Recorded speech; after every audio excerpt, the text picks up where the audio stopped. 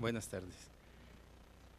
Em, bueno, pues hemos escuchado a lo largo de las presentaciones que nos antecedieron eh, cómo se ha aprovechado ese gran cúmulo de datos que tienen las imágenes de satélite en algunas de las presentaciones que nos antecedieron. Y la que continúa, eh, pues también nos va a hablar del aprovechamiento de una parte de ese cúmulo de información que contienen las imágenes satélite, pero orientada específicamente a la generación de estadística agrícola. Como introducción pudiera decirles que en el INEGI desde 1900, desde la década de los 80 del siglo pasado, se han utilizado imágenes de satélite como apoyo para la generación de eh, mapas temáticos o de la cartografía temática que genera el instituto, pero no se había usado para la eh, generación de estadística agrícola. También en la década de los 80, de hecho desde la década de los 70 del siglo pasado, en Estados Unidos y Canadá, empezaron a usar esta metodología con fines de generación de información agrícola. Algunos países de la comunidad europea también utilizan la percepción remota como buscando generar, entre otros aspectos o entre otra información, también estadística agrícola.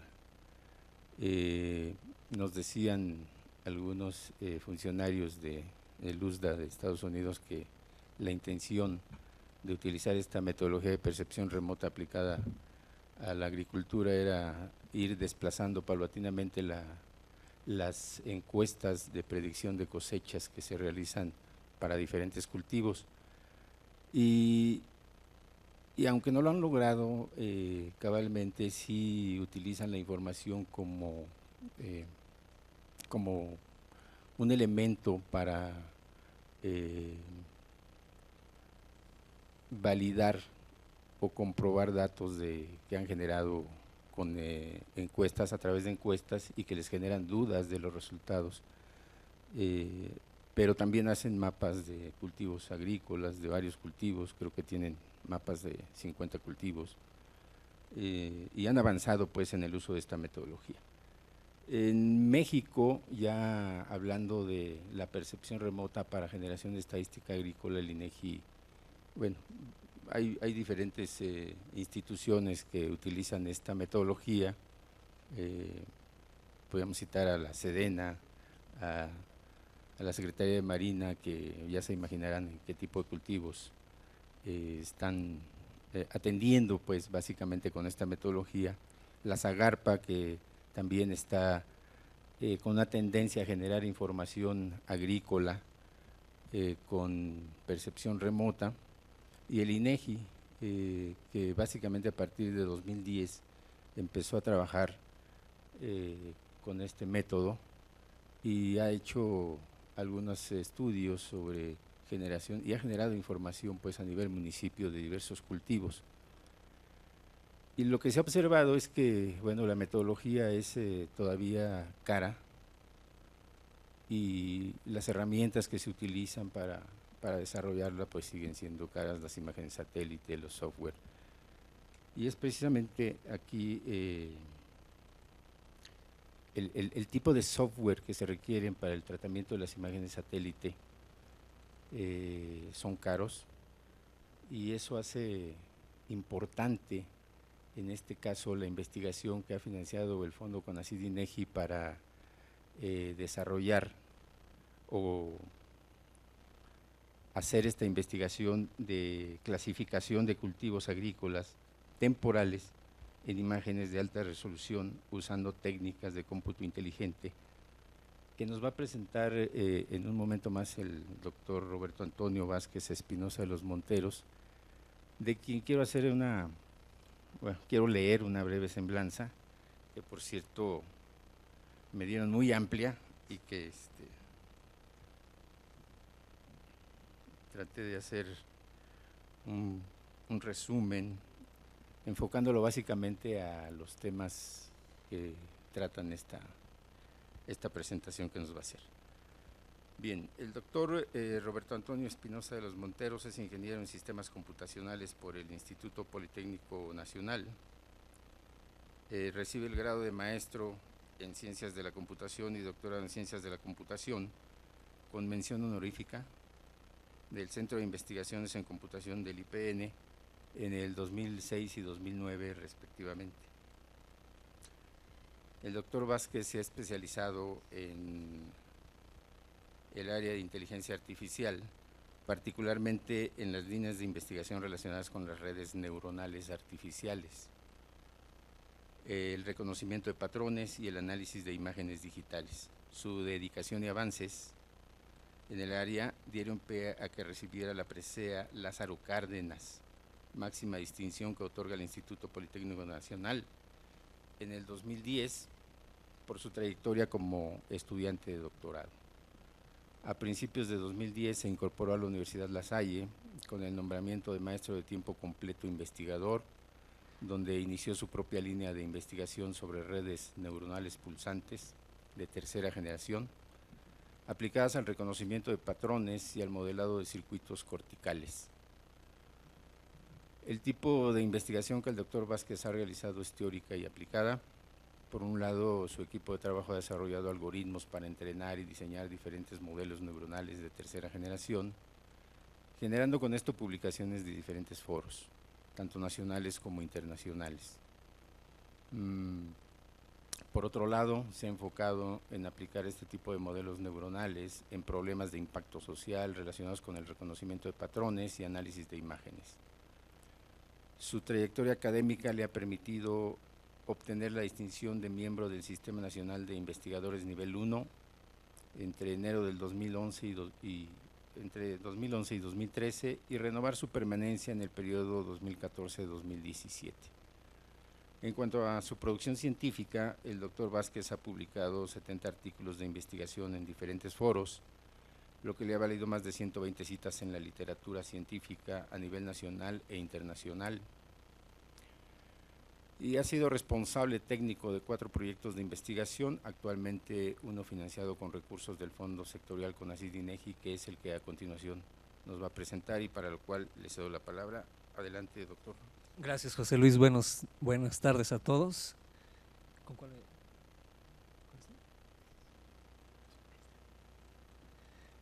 Bueno, ya no les digo el título del trabajo. Lo que les voy a presentar son algunos resultados ya finales del proyecto de investigación que se financió por el Fondo Sectorial CONACYT-INEGI. Este proyecto terminó prácticamente su desarrollo en agosto del año pasado.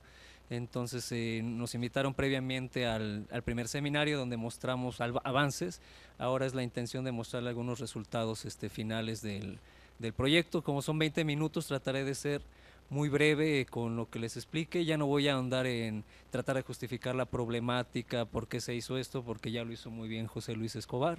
Simplemente me dedicaré a explicar, digamos, los conceptos básicos, teóricos y la metodología que propusimos para poder clasificar cultivos agrícolas en imágenes de alta resolución usando técnicas de cómputo inteligente. Imágenes de alta resolución pues son las imágenes que vamos a tomar a partir de los satélites, ¿no? Con percepción remota. Aquí algo muy importante mencionar es, bueno, algunas complicaciones que tuvimos para obtener la información. Al final no trabajamos con imágenes satelitales con varias bandas de información, con el canal infrarrojo, otro tipo de frecuencias. Esto nos lleva a un reto mayor. ¿Cómo hacer que poder reconocer cultivos simplemente con imágenes que se pueden descargar de internet, de plataforma Google Earth, por ejemplo, donde solamente tenemos información de tres bandas de información del espectro visible, ¿no? Entonces ahí teníamos el reto principal. Al asumir este reto, pues también se pueden disminuir notoriamente los costos al adquirir las imágenes, porque ya no necesitamos información, digamos, especial en otras bandas de frecuencia, ¿no? Aquí resulta importante que al ser imágenes en las bandas del espectro visible, pues se tienen que aplicar técnicas de preprocesamiento sobre la imagen que permitan de alguna forma hacer robusta la metodología y que los resultados no varíen con respecto a la curvatura de la Tierra, con respecto a los cambios de iluminación, las nubes o las diferentes tonalidades de luz que puedan aparecer dentro de la imagen para una misma región, ¿no? Entonces, digamos, esa es la acotación que tenemos en el proyecto, y los resultados que se van a presentar son en función de ese tipo de imágenes de alta resolución, pero con 3 canales de información, donde esa información es exclusivamente del espectro visible, ¿no? Los famosos canales RGB. Bueno, yo soy miembro del grupo de sistemas inteligentes, que son ahí en la Universidad de La Salle, con quienes hicimos este proyecto. La agenda rápidamente, cuál fue el objetivo del proyecto, las etapas del proyecto, nuestro grupo de trabajo. Ya no voy a hacer la introducción, ya la hizo José Luis. Vamos a los conceptos básicos que me gustaría compartir con ustedes para que se entienda, digamos, cómo un área, digamos, completamente de Machine Learning o de inteligencia artificial se puede unir a esta área de percepción remota, ¿no? Porque a pesar de que las diferentes áreas manejan conceptos muy diferentes, en realidad las técnicas que se aplican pues son muy similares o son las mismas, ¿no? Entonces simplemente son 2 lenguajes diferentes que se manejan en las diferentes áreas, pero que sirven para resolver la misma problemática, ¿no? Por eso para mí es importante hablar de estos conceptos básicos para tener un core de conocimiento muy similar, la metodología propuesta, algunos resultados que hemos obtenido y pues conclusiones, yo diría parciales, porque esto fue solo el inicio del proyecto desde mi punto de vista, fue como el primer arranque, el capital semilla, donde ya platicando con José Luis en otras reuniones, pues se pueden derivar unos proyectos de mayor alcance, donde realmente haya una interacción muy puntual entre el INEGE y en este caso la Universidad La Salle, para aplicar de manera muy puntual la propuesta en un problema particular. Bueno, el objetivo era estimar la superficie sembrada de una región mediante la clasificación de cultivos agrícolas temporales usando imágenes de alta resolución y técnicas de cómputo inteligente. Aquí las técnicas de cómputo inteligente pues son las técnicas clásicas que se ven en materias de inteligencia artificial, como redes neuronales, clasificadores por distancia, o técnicas clásicas en el procesamiento de imágenes, como son filtros en las imágenes, filtros gaussianos de la media, segmentaciones, extracción de rasgos, etcétera, etcétera, ¿no? Con el objetivo de clasificar al menos 4 cultivos agrícolas. Y esto es muy importante, no podemos pensar que vamos a hacer de entrada un sistema donde queramos reconocer 50 cultivos agrícolas. No tendríamos que tener. La idea aquí fue acotar la problemática a 4 cultivos y a partir de eso tratar de estimar cuál va a ser el impacto o el beneficio de seguir desarrollando esta propuesta. El proyecto estuvo en tres etapas, cada etapa de 6 meses. La primera etapa fue evaluar diferentes algoritmos para la extracción de rasgos. La segunda etapa, entrenar y ajustar los parámetros de diferentes algoritmos inteligentes y aplicarlos a la clasificación de rasgos obtenidos de la etapa anterior. Y finalmente la última etapa fue combinar diferentes técnicas de extracción de rasgos con diferentes algoritmos de clasificación para poder así determinar cuál era la mejor combinación de algoritmos que me permitía estimar de mejor forma el tipo de cultivo que aparecía o que aparecía en una región de prueba. Bueno, responsables, a sus órdenes, Roberto Vázquez. Participaron con nosotros 3 investigadores de la universidad, el doctor Eduardo Gómez, José Ambrosio, Mauricio Martínez, y estudiantes de maestría y de licenciatura que participaron activamente y también nos permitieron desarrollar el software que utilizamos para validar los resultados. Y lo más importante, los estudiantes se vieron inmersos en una dinámica donde con su participación también ellos tuvieron que realizar alguna parte de los artículos que sometimos a evaluación a diferentes foros, incluyendo uno aquí en la revista internacional de realidad, datos y espacio de aquí del INEGE, ¿no? Entonces ya tenemos algunas publicaciones. Y bueno, ya se mencionó cuál es la relevancia, ¿no? De alguna forma tratar de evitar tener gastos tan fuertes como es este censo agropecuario, que me comentaba José Luis que casi de 20 millones o más de 20 millones, o no me acuerdo cómo me... No. ¿Cuánto costaba? Cerca de 3.000 millones, ahorita ya más. Bueno, cerca de 3.000 millones, imagínense, ¿no? Toda esta parte que hacen para este censo agropecuario, ¿no? Y una de las partes importantes es precisamente ver en las regiones del país qué tipo de cultivos se están sembrando para poder de alguna forma hacer alguna proyección de cómo se va a desarrollar este tipo de productos en cierto periodo de tiempo, ¿no? Entonces aquí esta propuesta pues es importante porque ahorita el fondo invirtió casi 1.000.000 de pesos para desarrollar esta primera aproximación, que si lo comparamos con 3.000 millones, pues es nada, ¿no? Entonces nos permite sentar ciertas bases que en un futuro ese gasto de 3.000 millones pues se pueda reducir de alguna forma con los resultados de investigación que se están desarrollando principalmente aquí en México, ¿no? Y en vez de estar comprando software de otros países, empezar a hacer una inversión en el conocimiento que se generan en nuestras propias universidades o instituciones, ¿no? Entonces aquí pues es un gran compromiso tanto de los que recibimos el fondo, el recurso, como de los que proveen el recurso, para que estos proyectos no se queden nada más como un inicio, sino a partir de esto seguir desarrollándolos para que esos 3 millones ya no sean 3.000 millones, ya no sean 3.000, a lo mejor que sean 1.000 millones, ¿no? Bueno, esa es la relevancia.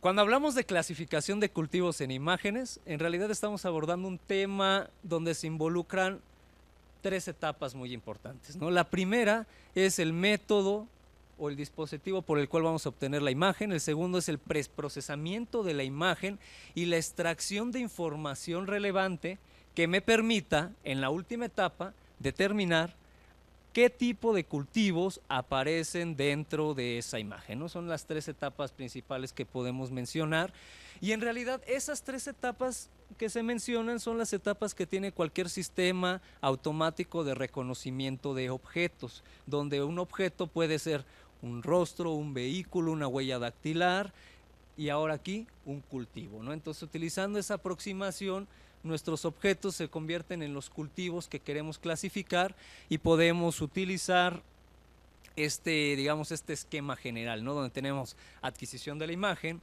preprocesamiento de la imagen, extracción de rasgos característicos y finalmente, con esos rasgos característicos, clasificar la información o los tipos de cultivos que aparecen en la región de prueba, ¿no? Bueno, tenemos diferentes tipos de imágenes con las cuales podríamos haber trabajado. Las imágenes SAR, que tienen ciertas ventajas con respecto a otras, por ejemplo, son inmunes a la nubosidad o al cambio climático. Tenemos imágenes multiespectrales, donde tenemos varias bandas de información que permiten también lidiar con otro tipo de problemas que aparecen cuando se captura la información con respecto a los cambios de iluminación, por ejemplo. Imágenes hiperespectrales, donde tenemos muchísimas bandas de información, ¿no? Entonces, aquí el punto es, tenemos imágenes de diferente tipo, con diferentes costos. Entre más información tienen las imágenes y mayor resolución, más costosas son, pero también traen otra problemática. Los algoritmos y técnicas que se tienen que utilizar computacionalmente se vuelven más costosas y reducen el tiempo de respuesta para poder clasificar los cultivos que aparecen dentro de esas imágenes, ¿no? Y peor aún, al tener tantas bandas de información en estas imágenes hiperespectrales, pues llega el reto de saber cuál de esas bandas es la que realmente me otorga la información relevante para poder clasificar los cultivos, ¿no? Entonces, a pesar de que tenemos una variedad amplia de imágenes con diferentes costos, pues todas van a tener alguna ventaja y desventaja que se tiene que solventar con los algoritmos que se desarrollen, ¿no? En este caso, como les comenté, la intención era trabajar con imágenes multiespectrales, principalmente por este canal infrarrojo que tienen para hacer la información invariante a cambios de iluminación y otras propiedades que se pueden obtener de la Tierra, pero como les digo, no las tuvimos. Entonces trabajamos con imágenes multiespectrales con 3 canales, el canal R, el canal G y el canal B, que son imágenes, bandas de información en el espectro visible. El siguiente la siguiente parte importante aquí en este esquema es la extracción de rasgos. Una vez que tenemos nuestras imágenes, tenemos que seleccionar las técnicas que me permitan extraer información de todos esos píxeles, información numérica que describa de manera única el tipo de cultivo que aparece en esta región. Esta parte es muy relevante para cualquier sistema de este tipo, porque si esa técnica de extracción de rasgos no es la correcta, simplemente vamos a clasificar de manera incorrecta los diferentes cultivos, confundiendo un cultivo con otro. Entonces aquí hay un gran reto y lo importante aquí es determinar cuál es esa técnica de extracción de rasgos que me va a permitir reconocer los cultivos con una eficiencia aceptable, es decir, con un cierto margen de error, ¿no? Bueno, aquí en esta etapa pues existen muchas técnicas, técnicas basadas en píxeles, en información que hay en píxeles. Hace rato en la plática anterior mencionaron una, el índice normalizado de diferencia de la vegetación. Se pueden manejar texturas, donde ya en vez de manejar el píxel puntualmente, trabajamos con regiones de información para poder de alguna manera solventar problemas que tienen que ver cuando un píxel se puede clasificar como dos tipos de objetos, dos tipos de cultivos. Al estar rodeado de información, ya con esa información podríamos discernir de mejor forma a qué tipo de cultivo realmente pertenece ese píxel. Otro tipo de transformaciones, digamos, más sofisticadas en el espacio de la frecuencia, en el espectro de la frecuencia, por ejemplo, la transformada de Fourier o transformadas wavelet, que son técnicas que también se podrían aplicar para extraer información relevante de las regiones de prueba que estamos analizando, con las cuales vamos a entrenar nuestros clasificadores, ¿no? Que son los dispositivos que utilizamos en la siguiente etapa para, con esta información, determinar la identidad o el tipo de cultivo que aparece dentro de esa región de prueba en función de las características de los rasgos que se extrajeron de la etapa anterior. Aquí en en esta etapa podemos utilizar también diferentes técnicas, las más usadas dentro de la comunidad de percepción remota, la máxima verosimilitud, árboles de decisión, cómputo suave, se utilizan redes neuronales artificiales, máquinas de soporte vectorial, ¿no? Particularmente nosotros nos enfocamos a técnicas basadas en redes neuronales artificiales, pero también utilizamos técnicas clásicas para la clasificación basadas en distancias, para poder hacer una comparativa muy objetiva de qué pasa si utilizamos una técnica muy sencilla, pero con información muy relevante, o una técnica más sofisticada con información muy relevante, ¿no? Entonces son los conceptos básicos que manejamos para resolver el problema que nos planteamos. Y bueno, la metodología que aplicamos fue exactamente la misma, las mismas etapas podemos identificar con sus respectivas adecuaciones para que funcionen con la propuesta que tenemos, ¿no? Como les comenté, el primer reto pues fue tener las imágenes satelitales, que fueron imágenes de 3 bandas con información en el espectro visible. Esto las hacía vulnerables a los cambios de iluminación, inclusive en una misma región, una región cerca al lado de lo que estábamos tomando, podía haber muchas variaciones de iluminación por el momento en el que fueron tomadas estas imágenes o que no fueron actualizadas en esta plataforma de Google Earth. Pero bueno, eso no tenía que ser impedimento para que continuara el proyecto. Por eso decidimos utilizar algo que se llamaba transformar el espacio RGB de estas imágenes a otros espacios de color, donde en estos espacios de color lo que tratábamos de aislar es la componente donde estaba concentrada la información que variaba en función de la iluminación, ¿no? Particularmente pues trabajamos con diferentes espacios como el HCS, el LAB, y de ellos solamente utilizamos la información que no dependía de la iluminación. Esto nos permitió poder aplicar de manera directa estas 3 bandas de información sin la necesidad de requerir esta banda extra del canal infrarrojo, ¿no?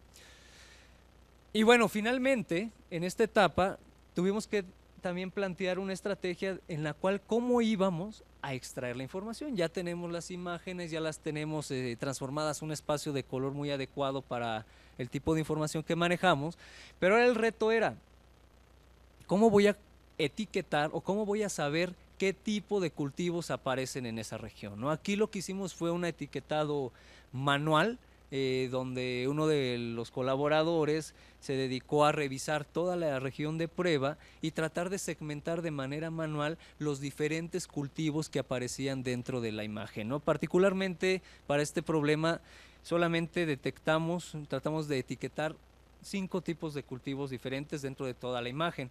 Una vez que teníamos etiquetadas esa información, es decir, generado un polígono sobre la imagen para determinar qué región pertenecía a qué cultivo, pasamos a la siguiente etapa, que fue extraer los diferentes rasgos característicos de estas regiones previamente etiquetadas, ¿no? Para eso utilizamos 3 diferentes técnicas. Primeramente, una matriz de coocurrencia, que es una técnica que se utilizó mucho en el área de percepción remota para clasificar cultivos agrícolas. Curiosamente, esta técnica fue poco a poco entrando en desuso porque realmente no les otorgaba a los colegas en trabajos de los 90s resultados, digamos, muy confiables, ¿no? Sin embargo, decidimos utilizarla porque en el área de visión por computadora, procesamiento de imágenes, esa técnica ha resultado muy útil para la clasificación de texturas, ¿no? Entonces, por eso la seleccionamos. Transformada Wavelet y transformada de Fourier, que son técnicas, digamos, más actuales y que podrían codificar mayor información en términos de frecuencias, ¿no? Entonces, esas 3 técnicas fueron las que aplicamos sobre estas regiones previamente etiquetadas.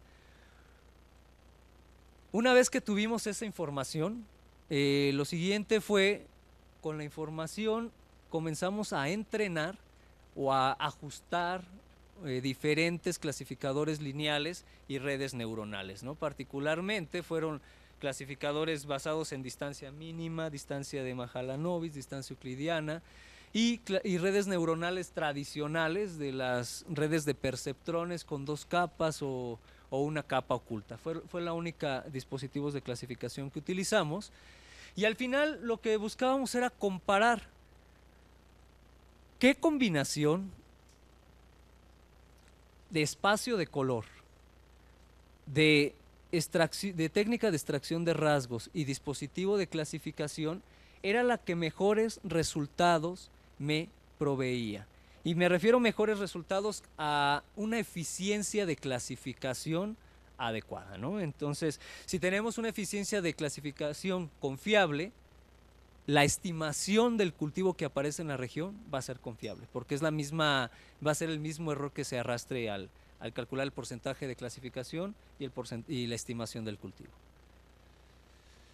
Bueno, finalmente, en la última etapa de este proyecto, al tener ya toda esta información y hacer la combinación con diferentes rasgos característicos, nuestro reto era saber, ok, nuestros rasgos descriptivos de cada región se componían, digamos, en el mejor de los casos, de 24 características. De esas 24 características de información para cada región, ¿cuáles eran las más importantes, las más relevantes? Quizá no eran todas. Entonces aquí aplicamos una etapa extra en la cual un algoritmo me permitía determinar de ese conjunto de características descriptivas cuáles eran aquellas que me permitían maximizar la eficiencia de clasificación de la metodología que se propone al clasificar los diferentes cultivos agrícolas que fueron utilizados. Bueno, ¿cuáles son los resultados? Porque ya me quedan 4 minutos por lo que tengo aquí. Les comento rápidamente. La región de prueba que se utilizó fue una región en el estado de Sinaloa, obtenida a través de la plataforma de Google Earth, 3 bandas de información en el espectro visible. Se conformaron 24 bases de datos en función de los espacios de color y técnicas de extracción de rasgos. Cada base de datos tuvo 2.752 patrones con 24 características. ¿A qué me refiero con esto? Si pueden ver en la segunda imagen donde aparecen regiones con polígonos con diferentes colores, esas fueron las regiones etiquetadas de los diferentes cultivos que íbamos a detectar en esa región de prueba. Aquí lo importante era cómo extraer patrones o rasgos características con los cuales yo entrenara mis dispositivos de clasificación. Por eso se generaron estas 24 bases de datos, donde tuvimos 2.752 patrones para poder entrenar y validar todos los resultados que les vamos a mostrar, ¿no? Entonces aquí se evaluó el desempeño de 3 clasificadores por distancia, 2 redes neuronales. El 50% de la información de cada base de datos fue utilizada para entrenar al clasificador y el 50% restante para validar la eficiencia de este clasificador, ¿no? En total se establecieron 120 configuraciones posibles en función del espacio de color, técnicas de extracción de rasgos y clasificadores. Son los diferentes, digamos, configuraciones para los experimentos que realizamos y determinar cuál era la mejor combinación. Para validar estadísticamente los resultados, se realizaron 30 experimentos por cada configuración que se planteó. Y bueno, estos fueron los resultados. Ya es un concentrado de todos los resultados. La primera columna nos indica los diferentes espacios de color que se utilizaron: CMYK, HSS, HSL, HSB, LAB, LUV, RGB, XYZ. La segunda columna están agrupadas por tres renglones, donde nos indica el tipo de técnica de extracción de rasgo que se utilizó. CM corresponde a la matriz de concurrencia, DFT corresponde a la transformada de Fourier y DWT corresponde a la transformada Wavelet. Y las siguientes columnas indican los resultados que se obtuvieron al utilizar estas combinaciones con los diferentes dispositivos de clasificación, ¿no? Primero un clasificador basado en la distancia City-Block, otro clasificador basado en la distancia euclidiana, otro basado en la distancia de Minkowski y 2 redes neuronales. F1 dice que tiene una capa oculta, F2 con 2 capas ocultas, ¿no? Y aquí, pues bueno, son muchísimos números y bueno, no se entiende nada, entonces les puse unas gráficas como ya más depuraditas, donde evaluamos el desempeño promedio, primero de los espacios de color, usando diferentes técnicas de clasificación. Ahí aparecen 3 barras por cada espacio de color. La primera barra en azul es, digamos, los resultados promedio de todos los dispositivos de clasificación que se probaron. Si se dan cuenta, la eficiencia de clasificación de esta metodología nos dice que se pueden reconocer en menos del 80% perdón, me confundí. La eficiencia es de menos del 80%. Ya me dijo que me calle mi alarma. Es menos del 80%. Perfecto, ya me dio permiso aquí José Luis. De confiabilidad, utilizando el sistema de color HCMYK. Si se dan cuenta, los espacios de color HSS y HSL y HSB son los que otorgan mejores resultados, llegando a eficiencias por arriba del 80% de clasificación, ¿no? ¿Esto qué quiere decir? Que sí, efectivamente, transformar el espacio de color nos permite lidiar con algunas problemáticas que de manera intrínseca se generan al solamente trabajar con imágenes, con información en el espectro visible. Hicimos otro análisis. Si nada más evaluamos el comportamiento de los clasificadores basados por distancia en estos espacios de color, podemos ver claramente que las eficiencias son muy bajas, lo que quiere decir que estos dispositivos de clasificación no son útiles para esta tarea en particular.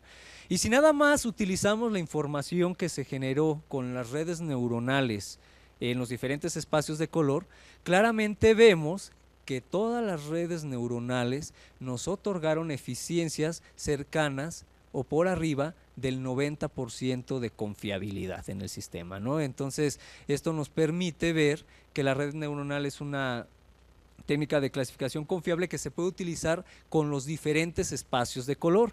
Ahora sí notan también, en función de los diferentes espacios de color, con la red neuronal se obtienen resultados muy similares. ¿Esto qué quiere decir? Que no importa el espacio de color que utilicemos, podemos obtener buenos resultados. ¿Y esto a qué se debe? A que de alguna forma la red neuronal, al ajustarse, genera estas transformaciones o estas adecuaciones para que sea robusto el sistema a los espacios de color. Si evaluamos ahora el comportamiento en términos de las técnicas de extracción de rasgos, aquí también fue muy interesante ver esto. Resultó que la matriz de concurrencia fue la que mejores resultados otorgó. Y es importante mencionar que esta técnica se descartó hace bastantes años porque no les estaba otorgando a los colegas resultados muy buenos. Entonces aquí lo que se puede concluir es que es importante, sí es importante la resolución de la información con la que contamos, las técnicas de preprocesamiento que aplicamos sobre la imagen y finalmente el dispositivo de clasificación para poder hacer útil esta técnica de extracción de rasgos, ¿no? Entonces aquí se ve cuál es la mejor técnica de extracción de rasgos que nos sirvió en este problema. Y bueno, finalmente las redes neuronales fueron las que mejores resultados nos otorgaron en esta propuesta, ¿no? Algunos resultados, se generaron varias publicaciones, un programa computacional, 3 artículos publicados relacionados con este proyecto, bueno, 4 porque ya está en puerta también el que enviamos aquí a la revista del INEGI. Conclusiones generales, para mí son conclusiones parciales. Los resultados de esta investigación son simplemente una primera aproximación para tener una herramienta que permita apoyar en alguna actividad del censo agropecuario, ¿no? Principalmente en la parte de estimación de cultivos sembrados en todo el país, ¿no? Los alcances y delimitaciones del proyecto permitieron realizar una primera prueba de concepto, mostrando que se puede realizar la clasificación de cultivos agrícolas utilizando este tipo de técnicas. Aquí es importante mencionar que todavía falta una etapa extra que sería la validación en conjunto con el INEGI de estos resultados, porque al haber nosotros etiquetado los cultivos de forma manual, en realidad no sabemos si eso es lo que realmente estaba presente en la imagen al momento de adquirirla. Entonces aquí es donde entra realmente el trabajo en colaboración con el INEGI para poder avanzar en este proyecto, ¿no? Es necesario trabajar de forma estrecha con el INEGI para que en una segunda etapa se pueda realizar una validación de los datos de campo, ¿no? Y me gusta poner esta gráfica al final porque es importante que tengamos siempre en mente que estas iniciativas, estos proyectos que se financian, son proyectos que lo tendremos que ver como un capital semilla, un inicio de una investigación más relevante y de mayor impacto, ¿no? De aquí, con estos apoyos, pues se pueden desarrollar proyectos de mayor alcance ya en colaboración directa con el INEGI, con las diferentes instituciones, para atacar de forma puntual un proyecto, ¿no? Ya que no sea un proyecto de la institución que está haciendo para el INEGI, sino un proyecto en conjunto, INEGI, la institución, para atacar el tema o la problemática de interés que quieran abordar. Y bueno, algunas referencias y por mi parte es todo. Muchas gracias. Muchas gracias, doctor. Pasaríamos a una sesión de preguntas y respuestas. Si alguien que desea participar, por favor, indíquenmelo levantando la mano. Sí, buenas tardes, doctor. Eduardo Vázquez, de INEGI. Hola, Eduardo. Como comentaba, parece innovadora la técnica que se está mostrando, es de hecho innovadora, aunque como comenta se está utilizando un algoritmo que en el pasado fue desechado, pero también me llama la atención que hace referencia a que este algoritmo tiene su fortaleza en la identificación de texturas. Entonces, en ese sentido, está direccionado a esa parte de la identificación de cultivos a partir de texturas. La pregunta es, ¿no se ha aplicado el algoritmo a una imagen que sí tenga la banda infrarroja, dado que esta es la que a nivel de cultivos, es la que nos permite diferenciar en algunas ocasiones la presencia de estos y además el mismo cultivo en diferentes estados fenológicos? No se ha aplicado porque no tenemos la información, pero la metodología puede funcionar con 4 bandas, 20 bandas, 100 bandas, con la cantidad de bandas que uno le coloque. Si solamente quiere uno trabajar con la banda R, trabajamos con la R. Con las 3, RGB adelante. Si nada más queremos con la infrarroja puede trabajar. Aquí, y es parte importante del último resultado, de la última etapa, nosotros a priori decimos que en la infrarroja está quizá la información más importante, pero quizá no sea eso cierto. Quizá este tipo de metodologías puede descubrir que una combinación de algunos datos de la banda R, algunos datos de la infrarroja, sean las que realmente resuelvan el problema. Pero se puede probar. Aquí está la metodología. Como digo, nos falta hacer muchos experimentos ya en colaboración con ustedes, continuar con este proyecto para, digamos, corroborar estas inquietudes, ¿no? Pero en la metodología se puede aplicar sin ningún problema a cualquier banda de información.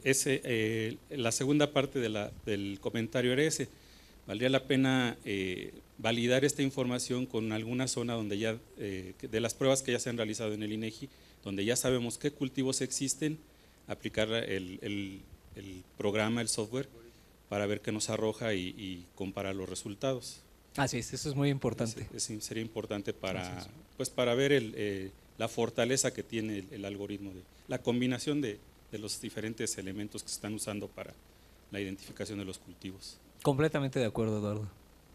Gracias. ¿Alguien más quiere participar? Sí. Buenas tardes, Fernando Catalán, Secretaría de Marina. Bueno, antes que nada, una felicitación porque pues en el país realmente estamos ávidos de tecnología propia que reduzca sobre todo costos, porque un software de este tipo pues es muy elevado si lo compras, bueno, viene de otros países, ¿no? Una pregunta que viene enfocada a este tipo de técnicas es el tiempo de respuesta, por ejemplo, en clasificación de cultivos. Si tú metes una imagen, en este caso la que metes de Google, que no tiene mucho peso, ¿cuánto tiempo, ya que tienes desarrollado el software, cuánto tiempo de respuesta te llevas para obtener una clasificación? Esa es otra. Y bueno, si con el insumo que tú tienes, me imagino que que conoces este tiempo, pero ¿tienes alguna aproximación para insumos más pesados como por ejemplo una Spot o una UI? Bueno, aquí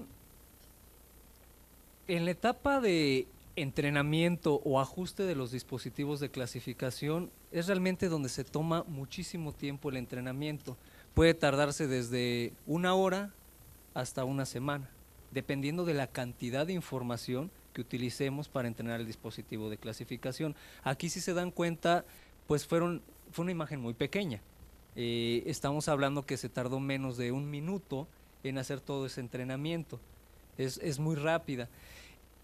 Lo que resulta importante es la etapa ya de la aplicación en prueba. Una vez que ya está ajustado el sistema, ¿cuánto tiempo se tarda en, dada una imagen, generarme ya el resultado final, ¿no? Y bueno, en el ejercicio que nosotros hicimos de clasificación se tarda menos de 1 segundo en clasificar toda la información que colocamos ahí. Es muy rápido.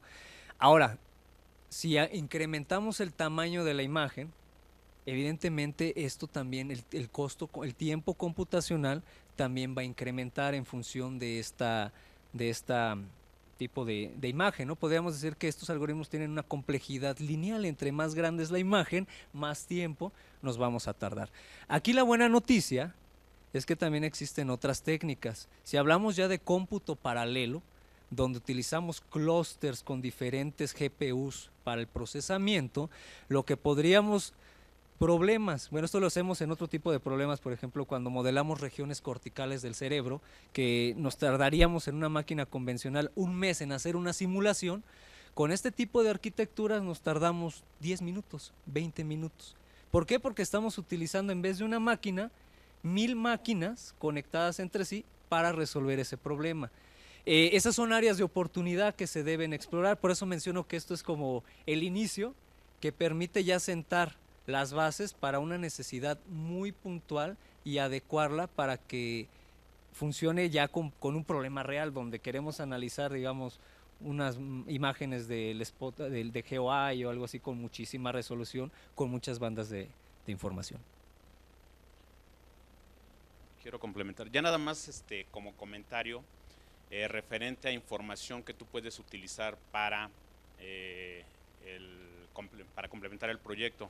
Hay imágenes a las que se pueden recurrir, como en el caso de las spot que tiene disponible el CIAP, me parece, donde igual se pueden conseguir, o en la Secretaría de Marina, donde también puedes conseguir, o incluso con el INEGI del satélite YOAI. Pues igual para ya empezar a hacer pruebas, porque sería bueno empezar a conocer resultados ya con este tipo de insumos, que pues no es por menospreciar la información que da Google Earth, pero pues es información mucho más precisa y mucho más información que podrías empezar a procesar ya para trabajar y tener datos más reales.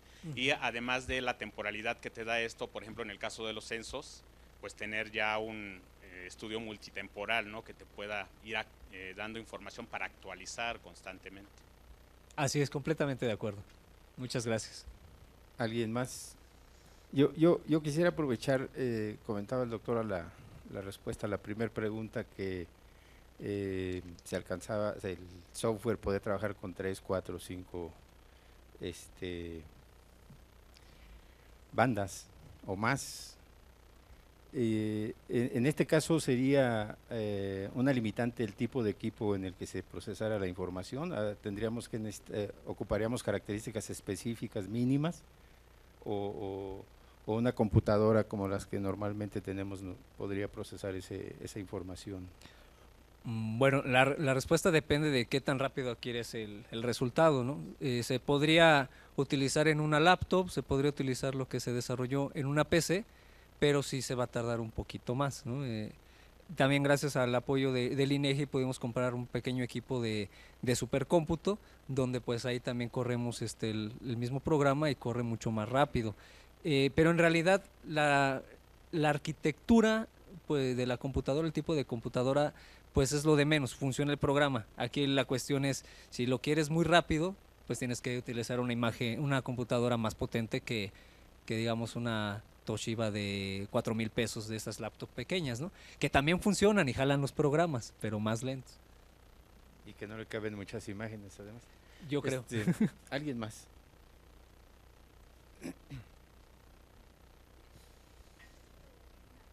¿El programa o el sistema reconoce las fechas de las imágenes?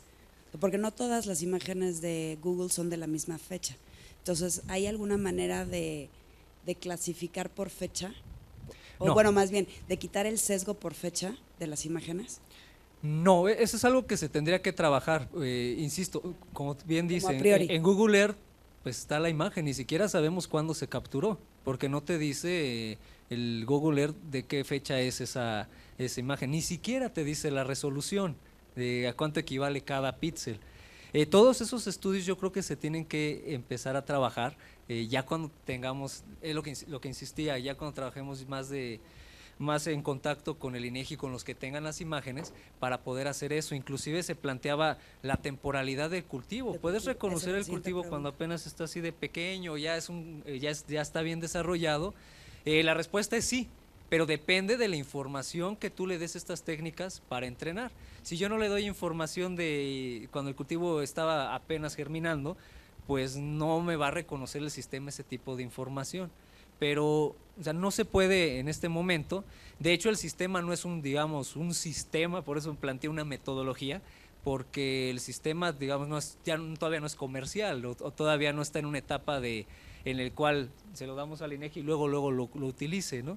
Sino son los algoritmos que se desarrollaron, que ellos pueden utilizar, porque ya también se los mostré aquí a José Luis, pero sí, le faltan muchos, digamos, suponiendo que tuvieras el input de la información de las fotos, el sistema lo podría reconocer y ser una de las variables a considerar. Pues se tendría que integrar. Sería como una parte del clasificador, o uno de los clasificadores. Así es, sí, se tendría que integrar.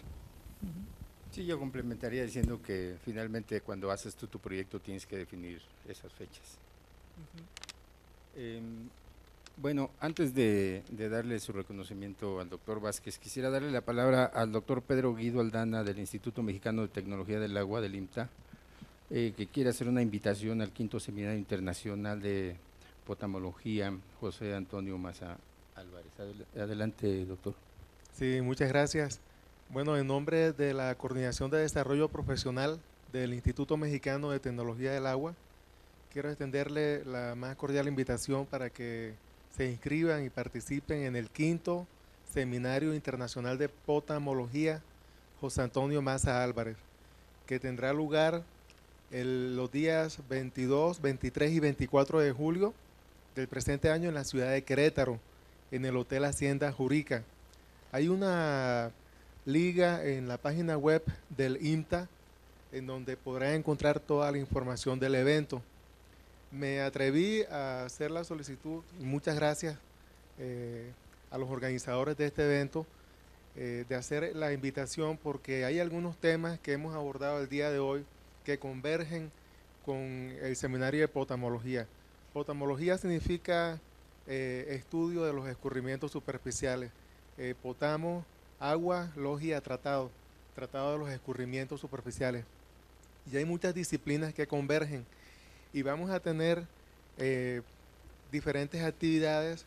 El evento va a ser en paralelo con el primer Congreso Iberoamericano de Sedimentos y Ecología. El seminario de potamología es la 5ª versión. Vamos a tener un buen número de conferencistas en temas relacionados con la gestión de riesgos por inundaciones. Vamos a tener al doctor Felipe Arreguín, que es subdirector técnico de la CONAGUA, hablándonos sobre los retos de la potamología, al maestro Horacio Rubio, que nos va a hablar sobre el programa contra inundaciones a nivel nacional. Vamos a traer al doctor Eddie Langendon del Departamento de Agricultura de los Estados Unidos, que nos va a hablar sobre el manejo de las presas allá en Estados Unidos, el manejo de los sedimentos. Vamos a tener al doctor Aldo Iván Ramírez del Instituto Tecnológico de Monterrey, hablándonos sobre ambientes climáticos variantes, al doctor Guillermo Cardoso del Instituto Tecnológico de Chilpancingo, hablándonos sobre sistemas de percepción remota para estudios de transporte de sedimentos.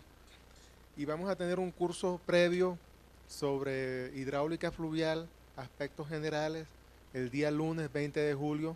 El día martes 21 de julio vamos a tener un curso sobre instrumentación y modelación en hidráulica fluvial. Entonces, la invitación está abierta en la página del IMTA, www.imta.gov.mx, está toda la información, están mis datos de contacto y me atrevo a pedirles sus correos electrónicos para enviarles el programa detallado. Muchas gracias. Bien, gracias, doctor. Yo paso a entregarle este reconocimiento que dice el Fondo Sectorial CONACYT-INEGI. Agradece a Roberto Vázquez Espinosa de los Monteros por su valiosa participación como conferencista en el 2º seminario Principales Resultados de las Investigaciones Financiadas por el Fondo CONACYT-INEGI, 18 y 19 de mayo del 2015, Salón de Usos Múltiples, INEGI Patriotismo, Ciudad de México, y lo firma el doctor Enrique de Albaguerra, presidente del Comité Técnico y de Administración del Fondo Sectorial CONACYT-INEGI, que además es vicepresidente del instituto. Muchas gracias. Muchas gracias a todos. Creo que no es necesario que ustedes se bajen, si nos permiten, solamente vamos a